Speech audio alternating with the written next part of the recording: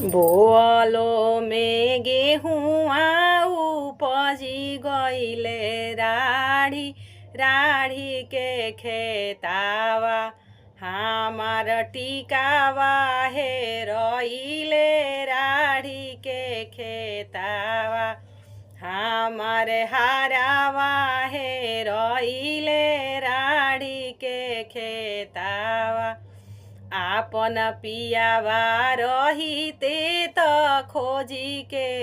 ले आइते सखी के पियावा कइले कठोर करे जावा सखी के पियावा कइले पत्थर करे जावा सखी के पियावा आपन पियावा रहिते त खोजी के ले आइते सखी के पियावा होई गइले निरदैया सखी के पियावा कइले पथल करे जावा सखी के पियावा।